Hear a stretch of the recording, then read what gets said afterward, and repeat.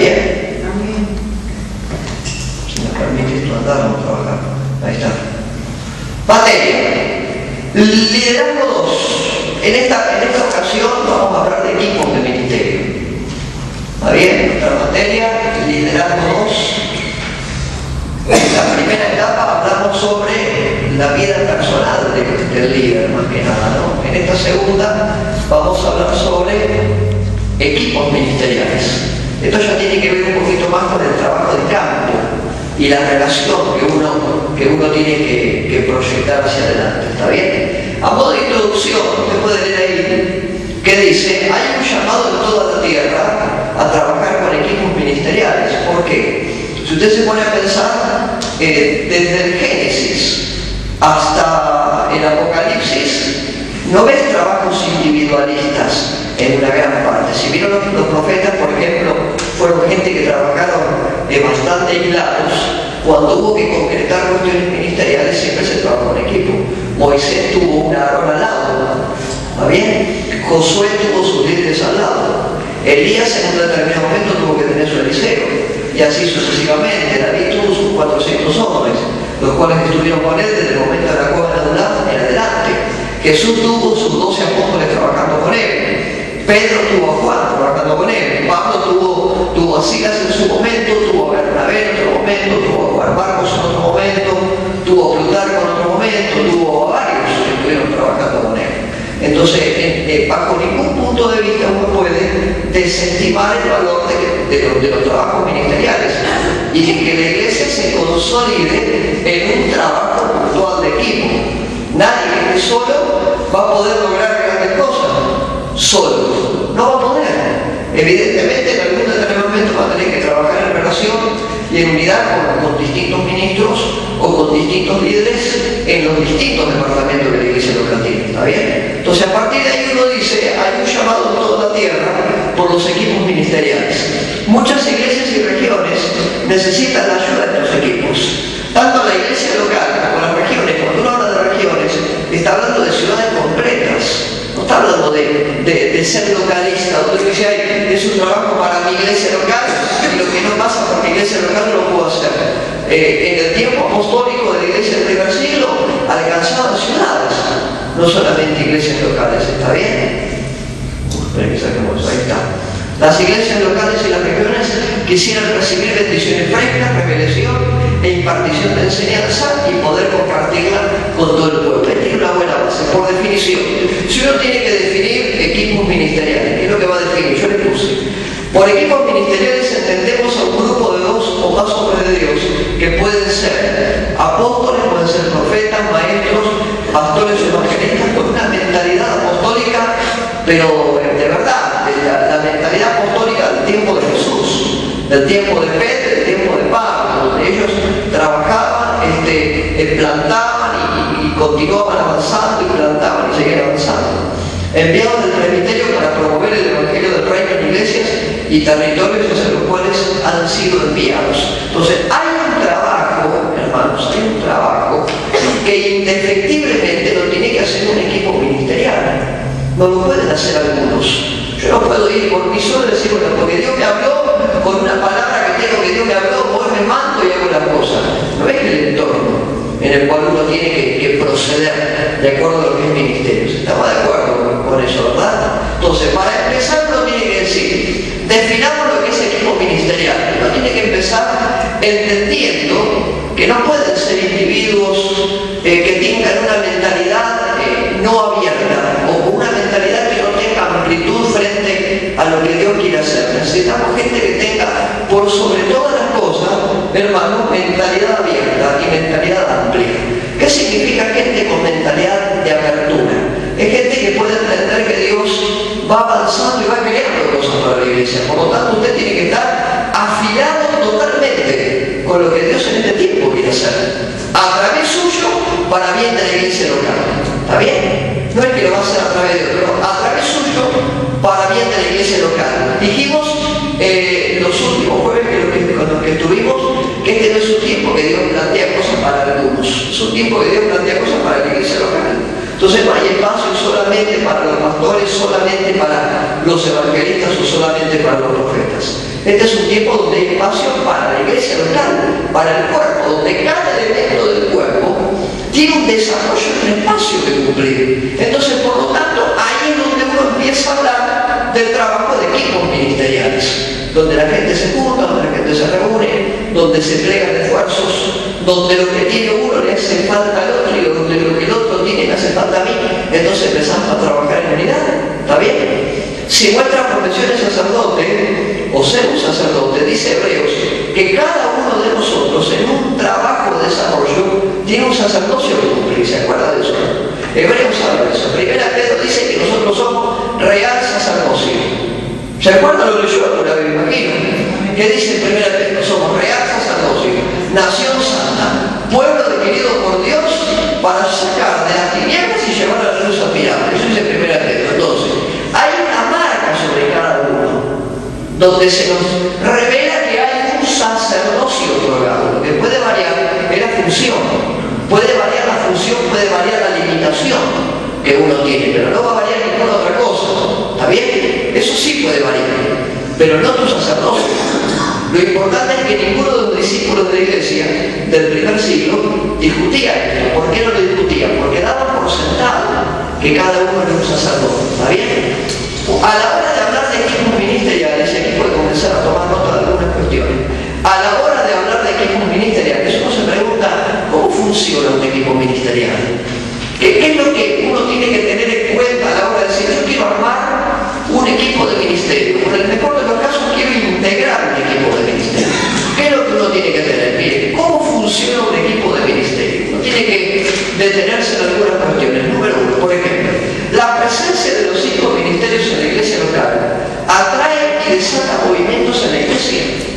Si quieres poner al lado de esto, no anote, ponga Efesios, capítulo 4, versículo 11 y versículo 12. Dice el libro de Efesios con respecto a esto, Efesios capítulo 4, ponga acá, capítulo 4, versículos 11 y 12. Dice ese pasaje, que él mismo, hablando del Señor Jesucristo, estableció a unos apóstoles, ¿se acuerdan de ese texto? A otros profetas, perfecto, a otros evangelistas, a otros pastores y a otros maestros. Muy bien, eso conforma lo que nosotros llamamos los 5 ministerios. ¿A fin de qué? Porque están establecidos, porque no había quien nombrar y a alguien había que poner y lo pusieron a ellos. Están establecidos por un objetivo definido, dice el versículo 12. ¿A fin de qué? A fin de perfeccionar a los santos. ¿Para qué? Para la obra del ministerio. Ahí es donde uno habla de que se desatan movimientos en la iglesia a través de la función de aquellos que integran un determinado segmento de la iglesia local, a los cuales hemos llamado los 5 ministerios. ¿Está bien? Entonces, ¿cómo funciona un equipo ministerial? A partir de la activación de un equipo de ministerio, fundamentado en Efesios capítulo 4, versículo 2, versículo 2. ¿Está bien? Esta es una de las funciones más importantes de los equipos ministeriales. ¿Cuáles? Generar movimiento y generar habilitación. Un equipo ministerial no está puesto para enriquecerse a sí mismo, para enriquecer su ministerio. Un equipo de ministerio está puesto para generar movimiento, donde cada uno de los hermanos de la iglesia va a generar un accionar particular, de acuerdo al don, de acuerdo al talento, de acuerdo a lo que Dios a cada uno le dé. ¿Está bien? ¿Se acuerda usted que yo le dije que Dios a cada uno le daba algo para que haga? Eso lo hablamos en jueves anteriores. Dios a cada uno le da algo para que haga. Usted no puede decir, ay, todavía no sé lo que Dios me dio a mí. Bueno, es un problema que quizás lo pueda tener un tipo que no encontró algo que Dios le quiere dar. Pero que Dios se lo asignó seguro. A algunos le va a dar los 5 talentos, a otros 2 talentos, a otros 1 solo. Eso es otra cuestión, pero que la persona en el cuerpo de Cristo que llamamos la iglesia tiene un talento asignado como mínimo para generar movimiento, lo tiene. Ahora, número 3, los equipos funcionan donde los individuos no pueden. Los equipos funcionan donde los individuos no pueden. A veces uno no puede hacer por sí solo una gran obra. Entonces, cuando uno por sí solo no puede hacer una gran obra, bienvenidos son los equipos de ministerio. ¿Está bien? Anote si quiere aquí al costadito, que ya lo vamos a ver después, Hechos capítulo 11. Dice que la iglesia de Jerusalén manda a Bernabé a En Antioquía se había desatado un tiempo de ministerio tremendo. Yo no sé si usted leyó, le dije la última vez que estuve con ustedes que leyeran Hechos 11. ¿Leyeron o no? Dígame la verdad y no me mientas, porque los mentirosos no estarán en el reino de los cielos. Bueno, si no lo leyó, vaya y lea. ¿Está bien? Hechos capítulo 11, verso 19 de adelante, habla de una iglesia que fue extraordinaria. Una iglesia que no lo fundó el equipo apostólico de Jerusalén, la fundaron los laicos, como fruto de la persecución, que está en el capítulo 8 de los Hechos. Dice que se expandieron y que un grupo de hermanos llegó hasta Antioquía. ¿Está bien? Y en Antioquía empezaron a predicar, si otra cosa no tenían ellos. Tenían la experiencia que habían recibido, empezaron a predicar. Hermano, Dios les bendiga. Empezaron a predicar y dice que en la predicación se empezó a sumar a gente. ¿Me está siguiendo lo que le digo? Se empezó a sumar a gente. Y se empezó a sumar a gente y ellos compartían su testimonio, no hacían otra cosa. Compartían su testimonio, más no tenían para compartir. Entonces predicaba de Cristo que a ellos les había cambiado la vida y la gente empezó a sumarse. Se enteran en Jerusalén. Entonces Jerusalén dice, no, acá hay que mandar a algunos que chequen que están haciendo los locos estos, porque no puede ser que si no estamos nosotros, ¿cómo va a surgir una iglesia en ese nivel? Entonces mandan a Bernabé. Bernabé, acuérdense que vimos la lista de los tipos de liderazgo. Bernabé estaba en un par de ellos. Bernabé era un facilitador, Bernabé era un hombre que caía parado colocado, caía bien siempre, era un hombre que entraba bien, cuando digo la comunidad lo recibían bien. Entonces mandan a Bernabé. Cuando Bernabé llega, dice que lo que vio en Antioquía fue tan extraordinario y tan grande que él mismo dijo, yo solo con esto no puedo. Entonces, ¿qué hizo? Lo mandó llamar a Saulo, que ya para ese tiempo Saulo se había entregado al Señor, y no se olvide que Saulo era un técnico en lo que eran leyes judías, no era que era un improvisado. Habrá perseguido la iglesia, pero del judaísmo lo reconocía. Entonces, como ya estaba en el Evangelio, dice Bernabé, tráiganme a Saulo, lo van a buscar a Saulo, lo traen a Saulo, y juntos, lo que uno solo no pudo hacer, lo hicieron en unidad. Y dice la Biblia que Bernabé y Saulo estuvieron en Antioquía 2 años, enseñando y ministrando, enseñando y ministrando, enseñando y ministrando. ¿Está bien? ¿Querés saber cuál fue el resultado de esa iglesia extraordinaria? En 2 años y un poquito más de crecimiento, la iglesia llegó a tener, según datos históricos, 250.000 miembros. La iglesia de Antioquía. Te lo digo de vuelta para tu sorpresa, 250.000 miembros tuvo la iglesia de Antioquía. Para nada poca cosa.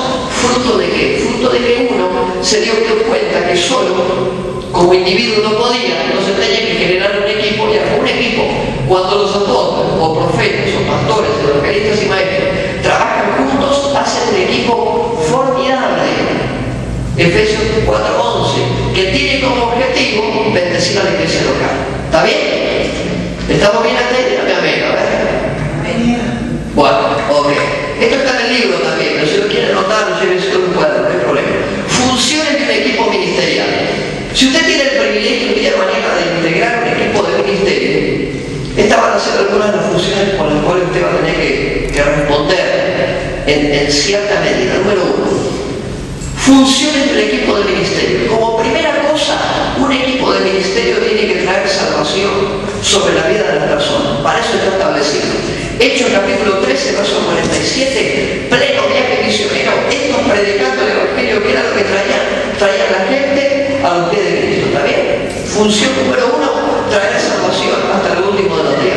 Número 2, un equipo ministerial sirve para qué? Sirve para establecer a los creyentes de la iglesia local. Agregue ese texto, Hechos capítulo 16, versículo 5, y si no, agregue también ahí el notadito y ponga Efesios capítulo 4, versículo 12. ¿Para qué fueron armados los equipos de ministerio? Para perfeccionar a los santos en la obra del ministerio. ¿Está bien? Entonces usted dice, vamos a armar un equipo de ministerio. ¿Para qué? Para entretenernos. Olvídese. Porque no hay nadie que ponerlo, van a poner usted. Olvídese. ¿Para qué vamos a armar un equipo de ministerio? Para que las cosas que se tengan que hacer en la iglesia local se hagan como corresponde que se tienen que hacer. Es demasiado trabajo para un pastor o para un grupo de pastores hacer todas las cosas solo. Es demasiado laburo. Entonces uno dice, bueno, número 1, para traer salvación a las personas. Número 2, para establecer a los cristianos. Número 3, mire, establecimiento es una palabra. Cuando uno habla de establecer, cuando uno habla de consolidar, cuando uno habla de poner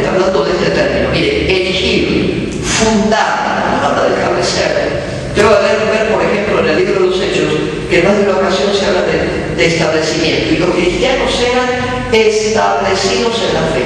Cuando uno lee establecidos, ¿de qué habla? Habla de esto, escuche, erigir, fundar, implantar, sentar, asentar, de manera que constante, permanente, duradero. Su trabajo tiene que tener un resultado duradero, si no, no sirve. ¿Estamos de acuerdo con esto? No, dígame a mí. ¿Estamos de acuerdo? Su trabajo para el Señor tiene que tener rentabilidad. Si no, no le sirve. No le sirve a usted, tampoco le sirve a la iglesia.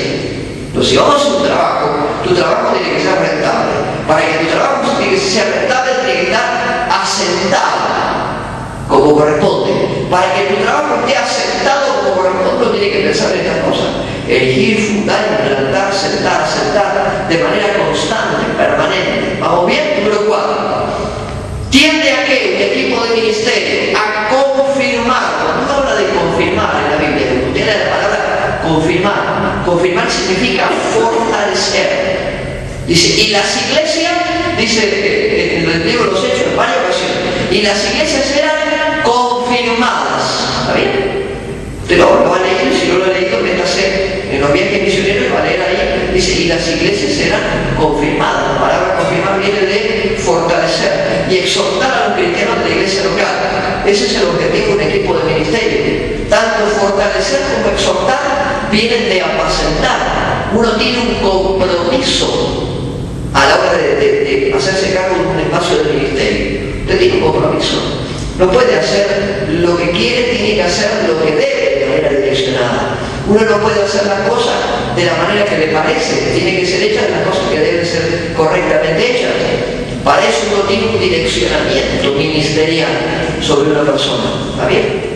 Yo tengo, por ejemplo, mis autoridades sobre las iglesias, y las iglesias que tengo a mi cargo, bajo mi direccionamiento, respondemos todos a un mismo perfil. Hay una misión por la cual uno se moviliza: restaurar, segundas oportunidades para la gente, conducir, direccionar, aumentar la fe, darle esperanza a las almas en Cristo, un montón de cosas que están dentro de la misión de la iglesia local. ¿Está bien?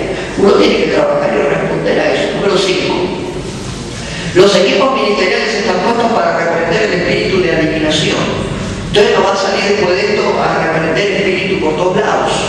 No es la intención, ¿está bien? Se lo tragan de tiempo, no es la intención. Una de las funciones de los equipos ministeriales es reprender el espíritu de adivinación. ¿Cuál es ese espíritu? Yo le puse ahí, es el espíritu de Pitón, cuya característica principal es ahogar la vida de algunas iglesias.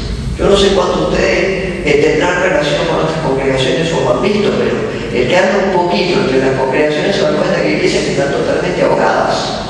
Y uno tiene que ir y ministrar y remarla y enseñarles y ayudarles y hacer un trabajo de labor apostólico con ellos. Hasta que llega un punto, dice, ¿qué es lo que ata el funcionamiento acá? Hay un espíritu de Pitón, como puede haber otros. Para eso se necesitan equipos de ministerio. Jesús le dijo a los discípulos: irán de dos en dos, y cosas mayores aún que las que yo hago, ustedes también harán. ¿Se acuerdan de esa escritura? Bueno, perfecto. Entonces, cuando uno está habilitado ¿para qué? Para acciones como esta. Por ejemplo, número 6, necesitamos equipos de ministerio. ¿Por qué? Porque las iglesias tenían que ser ordenadas ¿para qué? Para plantar y para establecer. Entonces, cuando la iglesia surgía, se necesitaba que la iglesia tuviera una conducción. Necesitamos equipos de ministerio para ordenar ancianos y ordenar equipos de liderazgo para que lleven adelante las cuestiones que tienen que ser llevadas en la iglesia local. ¿Estamos metiendo eso? Díganme amén. A ver, no me pongo frío. ¿Qué pasa? ¿Estamos bien o no? Necesitamos. ¿Se acuerdan cuando hablamos creo que la última vez que yo estuve con ustedes, que hablamos de Números 11? Que Dios, hicimos un dibujito imaginario, que Dios le había hablado a Moisés y que le dijo a Moisés: apártame 70 ancianos y después ponémelo delante del pueblo. ¿Se acuerdan de eso que dijimos? Bueno, ¿cuál era el objetivo final? Establecer un procedimiento de orden dentro de la congregación. Entonces necesitamos en cada área equipos ministeriales que funcionen bajo parámetros debidamente ordenados, no como uno le parece. ¿Está bien? Punto siguiente, creo que es el número 7. ¿Por qué son necesarios los equipos de ministerio? Son necesarios para reproducir los presbiterios Y los equipos son necesarios. Porque cuando hay que ordenar un pastor, uno necesita un presbiterio pastoral para ordenar un pastor. Cuando tenemos que establecer un ministro, necesitamos un equipo de referencia que respalde la vida del ministro y que lo habilite debidamente. Entonces son necesarios. ¿Para qué? Para que haya algo, escuchen esto, en la iglesia local. Esta es una palabra que usted la tiene que guardar y la tiene que recontragrabar, que es reproducción. La iglesia tiene que tener esferas de reproducción. Es muy fácil venir al culto, que uno se siente en el culto y disfrute la bendición del Padre cuando está sentado en la reunión. Ese no es el objetivo final de Dios para vos, definitivamente. Usted tiene que estar metido en un ciclo reproductivo. ¿Por qué? Porque en el mandamiento de Mateo, capítulo 28, dice: ir y predicar el Evangelio a todas las naciones. ¿Está bien? ¿Se acuerda de eso o no? ¿Alguno lo conoce? Bueno, si usted lo conoce, sepa que esto no es para los demás, para usted también. Entonces, para estar metido en esa rueda, donde uno tiene permanentemente que predicar y hacer discípulos, predicar y hacer discípulos, predicar y hacer discípulos, eso habla de reproducción. Y si quiere agregar algo ahí, ponga acá al costadito. No te voy a predicar porque no me invitaría a predicar, pero yo tengo una prédica sobre eso. Génesis capítulo 1, versículo 28. Ponga ahí al lado, ponga al costadito mandamiento de reproducción. Ahí he contado un poco. Génesis 1.28, el costadito mandamiento de reproducción. ¿Se acuerdan de Génesis 1.28? ¿Alguien por ahí se acuerda? Lo tengo que acordar rápido. Dice: y los bendijo Dios. Dice, ¿te acuerdas del texto? Y los bendijo Dios. Y les dijo: fructificad y multiplicaos. Le dijo: y llenad la tierra y sojuzgadla. Ahora, en ese mandamiento, que yo lo llamo mandamiento de reproducción, hay cosas que son muy interesantes. Si las quieren notar, no tendrán ningún problema. Dice, número 1, que Dios los bendijo. Entonces usted tiene una marca en su vida, la bendición de Dios, ¿o no? ¿Está bendito o no está bendito? Amén. Alguno que no está bendito le ponemos las manos ahí, no hay ningún problema. Claro, usted está bendito, dice el Señor, y te bendijo Dios. Ahora, si Dios a ti te ha bendecido, no es para que uno diga: estoy feliz en la iglesia, alabando y adorando al Señor y estoy bendito. No es para eso. Es para que usted tenga un ciclo reproductivo, le dijo, y lo bendijo Dios. Y les dijo, número 1, fructificar. Fructificar, ¿sabe de dónde viene? Viene de simiente, viene de semilla. Semilla, simiente. La palabra simiente, ¿sabe de dónde viene? Viene del semen. Y el semen tiene que ver con la incubación y con la genética. Entonces, si nosotros decimos, vamos a tener un campo reproductivo dentro de nuestra iglesia, lo que uno está entendiendo es que vamos a tener que tener una genética reproductiva a donde uno va a tener que dar a luz como fruto del trabajo que uno hace. Entonces, su vida ahora está un poco más complicada que antes, porque la iglesia, alabar y adorar al Señor, no alcanza.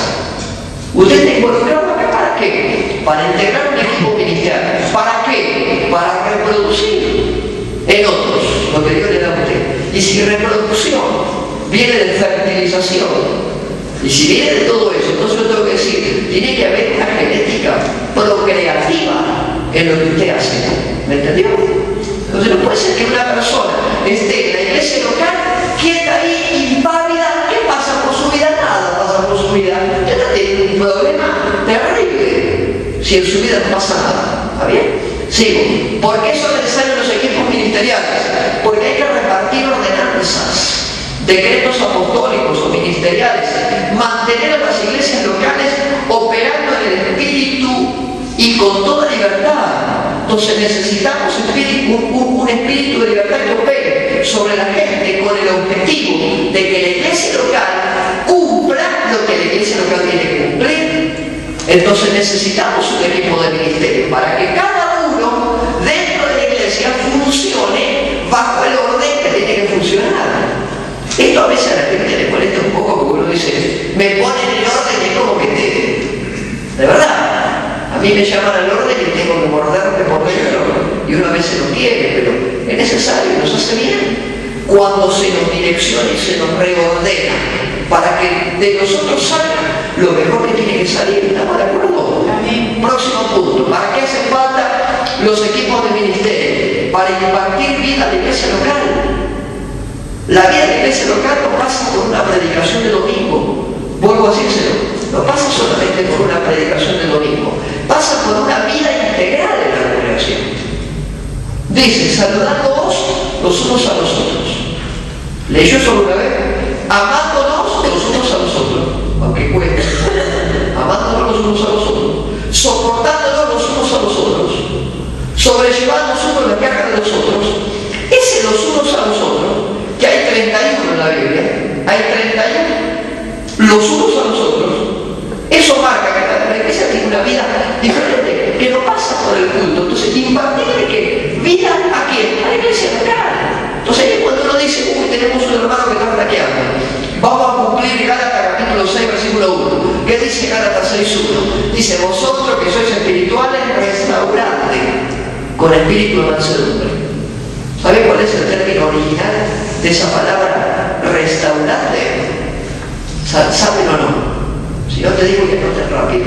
Significa volver a poner una cosa o persona en su posición original. Eso es restaurar. Tanto que a veces hablamos de restaurar, y no habla mucho de restauración también. Es más, somos un ministerio de restauración. Ahora, uno tiene que entender el concepto de restaurar. Volver a poner una cosa o persona en su estado original, en el estado del principio. ¿Está bien? Necesitamos equipos de ministerio. ¿Para qué? Para exhortar, corregir y consolar a la iglesia local. Y a este texto de 1 Tesalonicenses, agrega acá al costadito y ponga 1 Corintios capítulo 14, versículo 3. A este texto agregue 1 Corintios capítulo 14, versículo 3, y agregue ahí. ¿Por qué necesitamos equipos de ministerio? Por cuestiones muy prácticas. La iglesia necesita exhortación. Y ojo que a veces la palabra exhortación no es levantar el peso. Uno a veces se cree o confunde los términos. Exhortar no es levantar el peso. Uno dice, te voy a exhortar. Pero en realidad lo que está pensando por ahí es otra cosa. Exhortar no es levantar el peso. ¿Sabes? Una exhortación, una corrección. Lo que tiene que ser corregido se corrige no para que uno se funda o se muera y no se levanta nunca más. Se corrige para qué? Para sacar lo mejor que hay dentro nuestro. Quiere agregar otro texto ahí, Juan capítulo 15. Dice que la poda era necesaria sobre la vid. ¿Por qué? Porque a la vid había que podarla. Yo no sé si usted tuvo la oportunidad de ver alguna vez la poda de la vid. Yo la vi en Mendoza. Fuimos a predicar a Mendoza, metí un viñedo y dije, quiero ver cómo es la poda de las vides. Y me fui de madrugada a una y a las 4 o 5 de la mañana y se tuvo una aventura para levantarse. Y fui y estuve en una poda.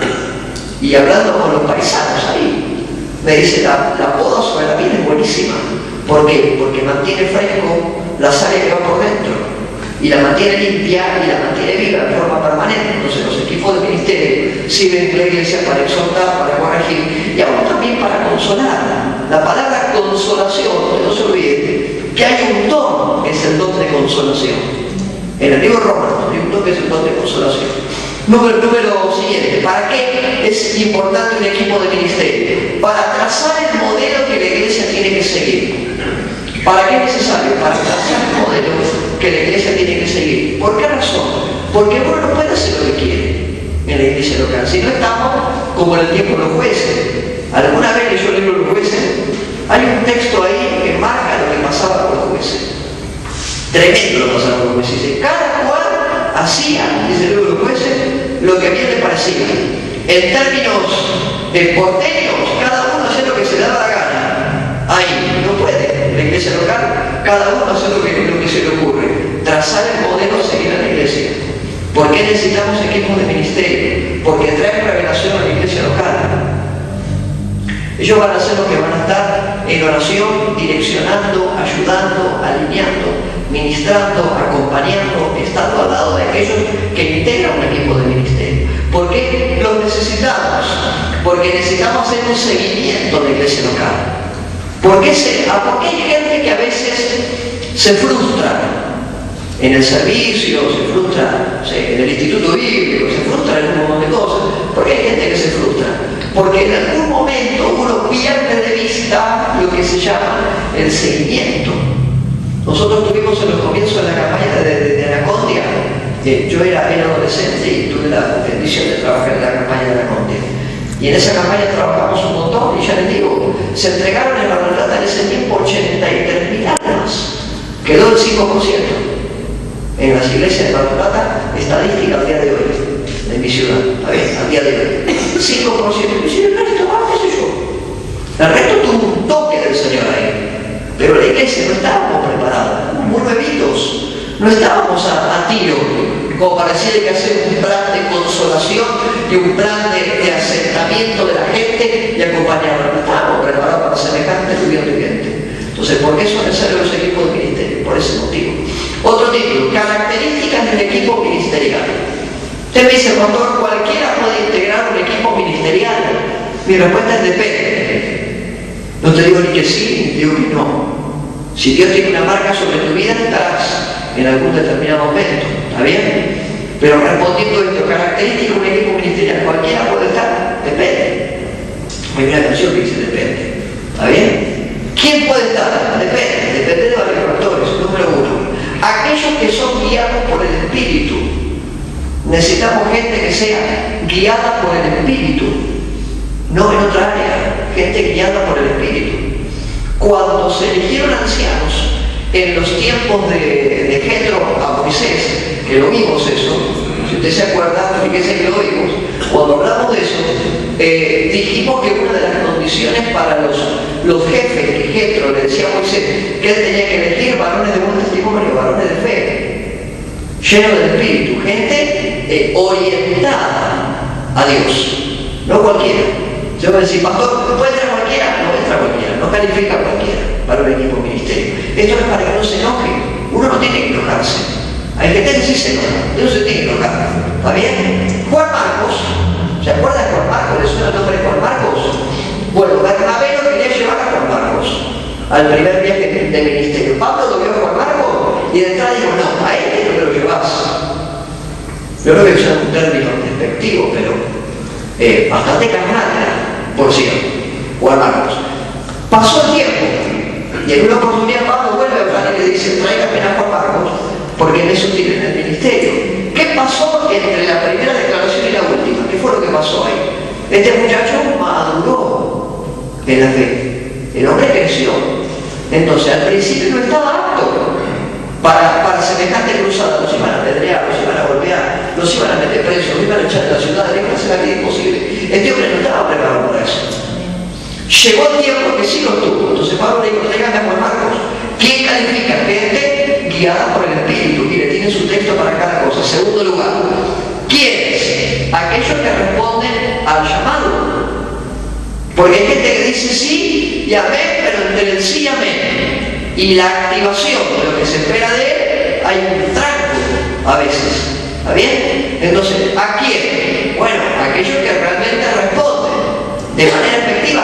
No al hermano que en una reunión de misiones uno le impacta con el mensaje y el hermano se siente el misionero que lo lleva a todo el mundo por delante en una reunión de misiones y digo, a ver, ¿quién levanta la mano para el campo misionero? Todo el mundo levanta la mano.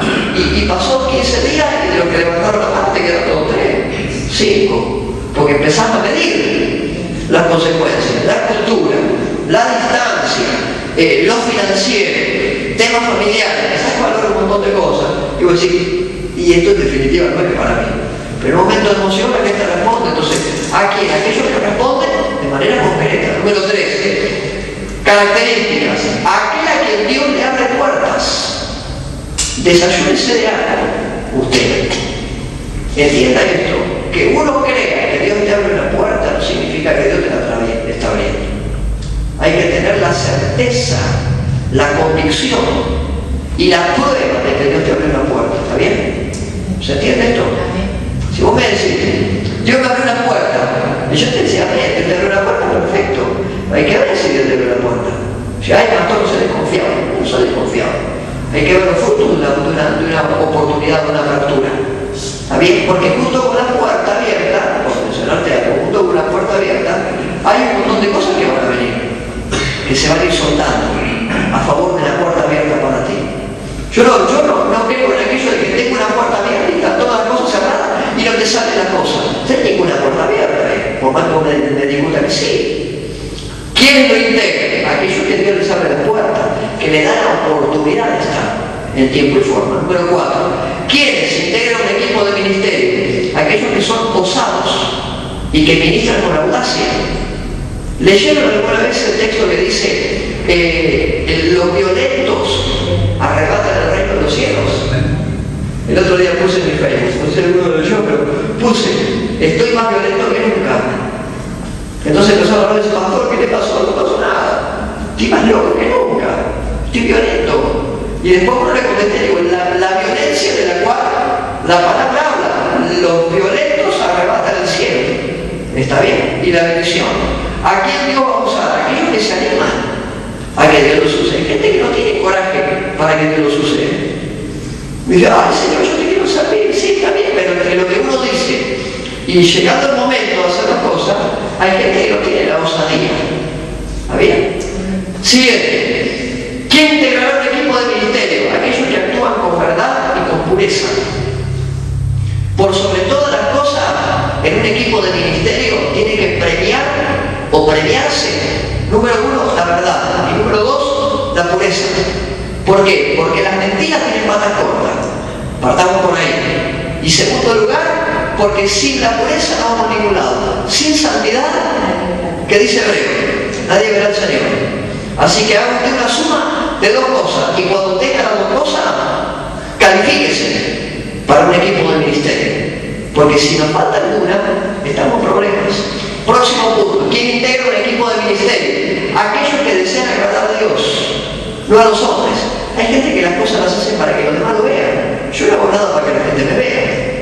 Realmente te digo que importa muy poco. Que la gente vea y opine a veces. Me importa realmente muy poco. Todo lo que uno hace, trabaja, se esfuerza, camina, proyecta y va a alinear para los demás, está orientado en agradar a Dios, en un direccionamiento de Dios. Cada cosa que tú hagas, agrada a Dios. Dígame amén, a ver. Así se entiende un poco también. ¿Entiende? Cada cosa que usted haga, agradando a Dios, no a la gente. Si a la gente le gusta lo que usted hace para Dios, amén, bienvenido sea. Pero que su agrado está centrado en Dios, no en otra cosa.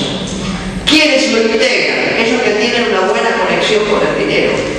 ¿Qué significa esto? Esto significa que uno tiene que saber que su dinero no es suyo, es de Dios.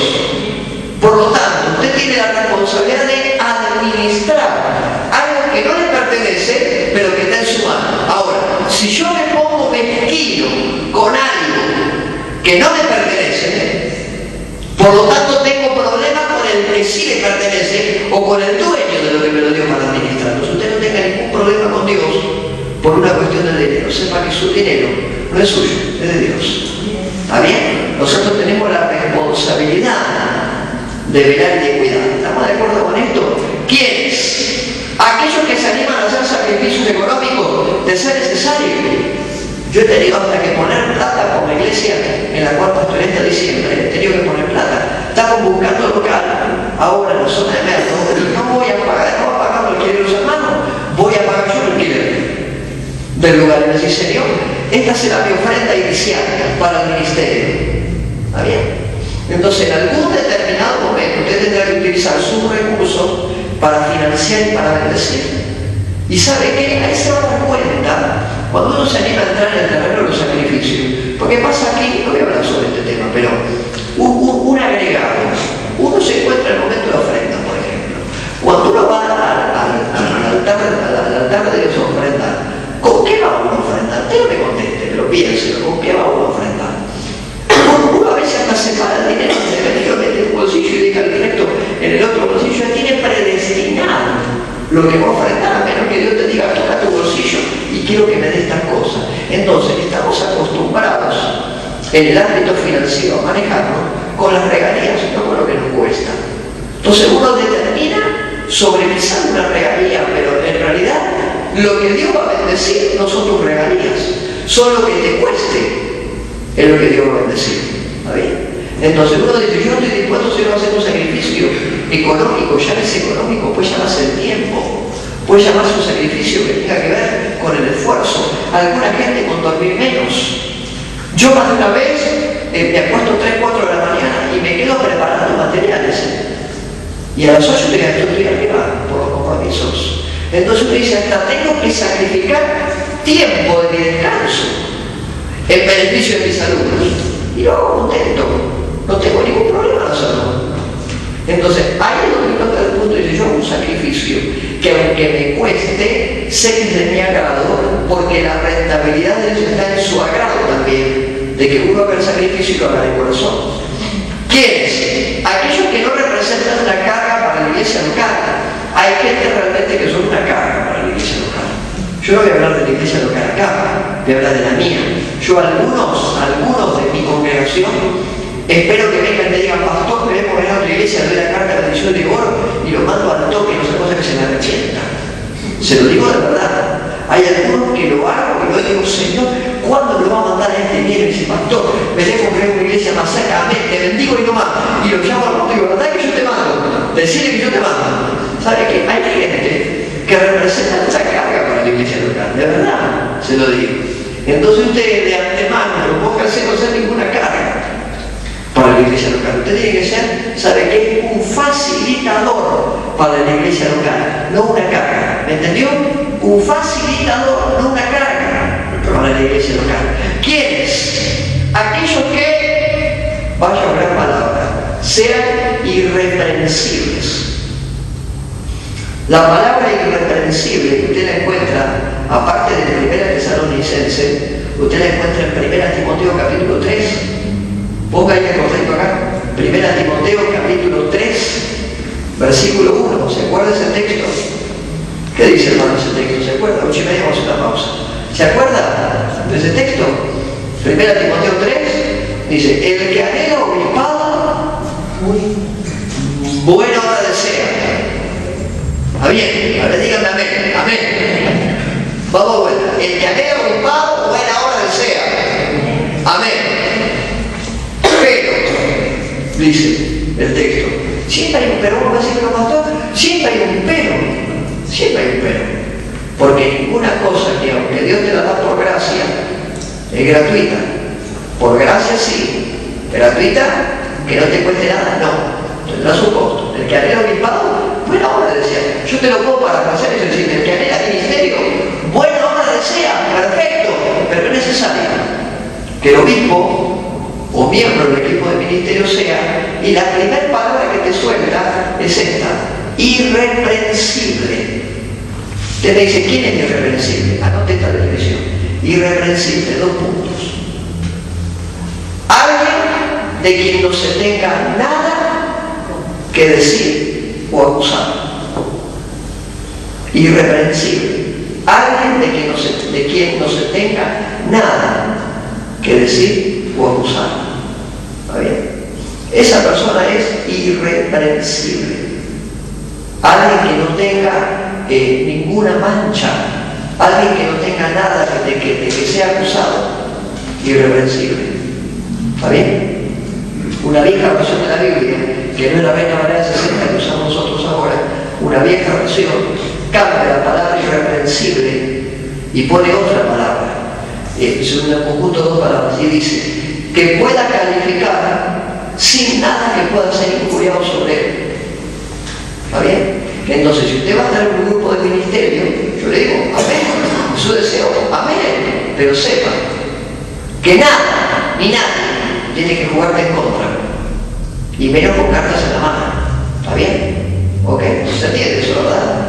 ¿Estamos de acuerdo? Seguimos, escuchen. ¿Quiénes integrarán el equipo de ministerio? Aquellos que aman a la iglesia local a la cual son enviados.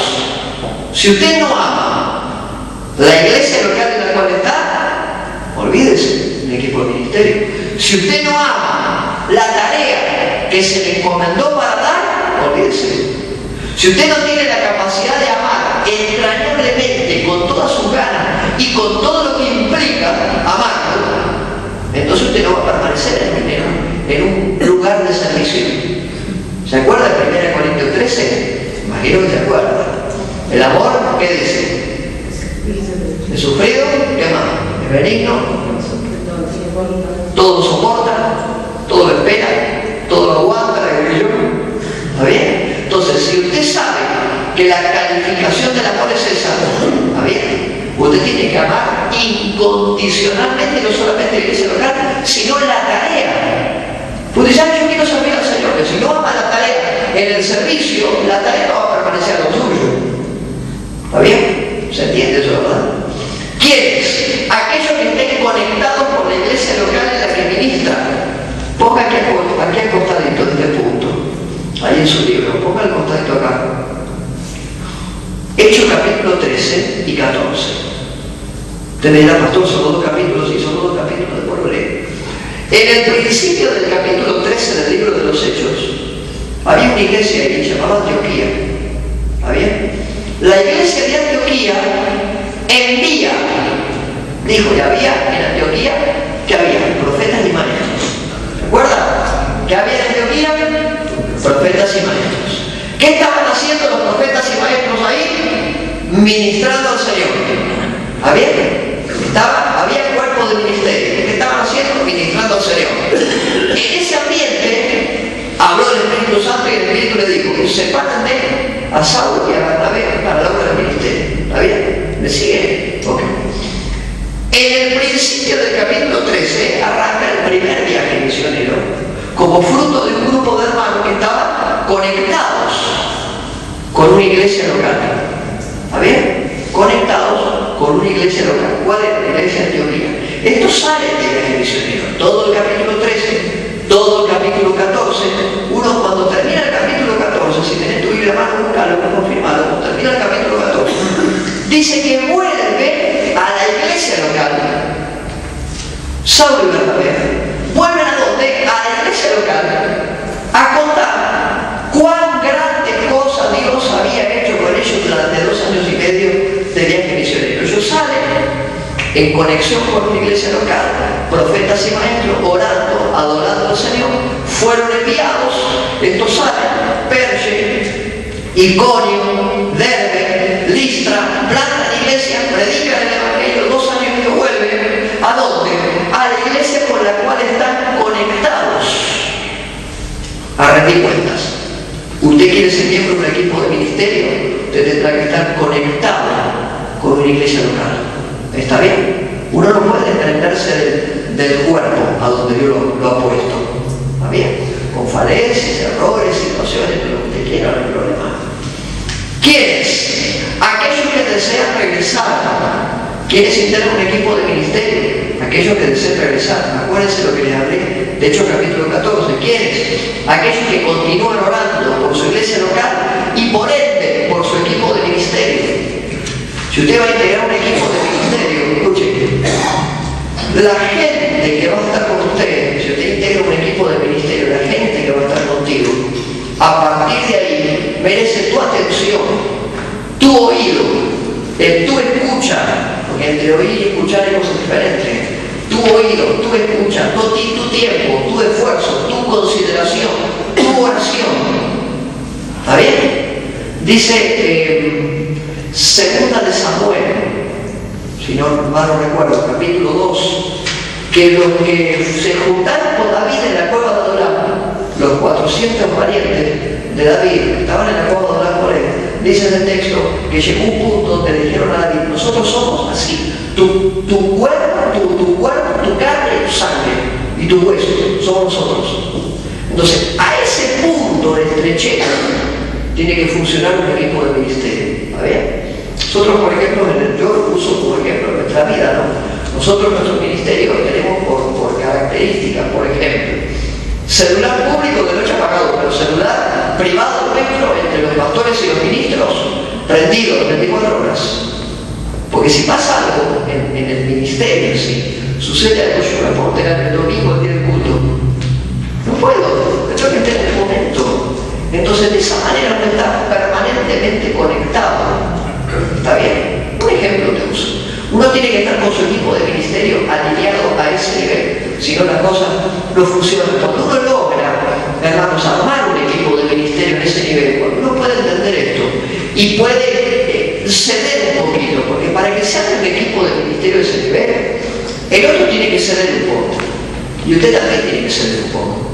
Y a veces no nos gusta ceder, porque la verdad no nos gusta. Uno tiene que bajarse un poquito y estar a la altura de los demás y hacer un poco concesión. Cuando uno hace una concesión, el otro también hace una concesión. Y empezar a ceder un poco para llegar a un punto de unidad y de relación. ¿Está bien? Cuando logramos armar un equipo de ministerio a ese nivel, uno empieza a tener resultados. Resultado número 1. La palabra del equipo ministerial va a actuar efectivamente sobre la vida de los cristianos. Resultado número 1. Vos tenés un equipo de ministerio. Cuando tu equipo de ministerio funciona como tiene que funcionar, resultado número 1. Actúa efectivamente sobre la vida de los cristianos. Dice en 1 Tesalonicenses capítulo 2, versículo 13. Por lo cual también nosotros, sin cesar, damos gracias a Dios, de que cuando recibiste la palabra que viste de nosotros, la recibiste no como palabra de hombre, sino según esa verdad, la palabra de Dios, la cual actúa. Entonces lo que usted haga, actúa sobre la vida de los demás. Sea músico, sea ministro de la escuela dominical, obrero de la enseñanza, no importa, lo que sea.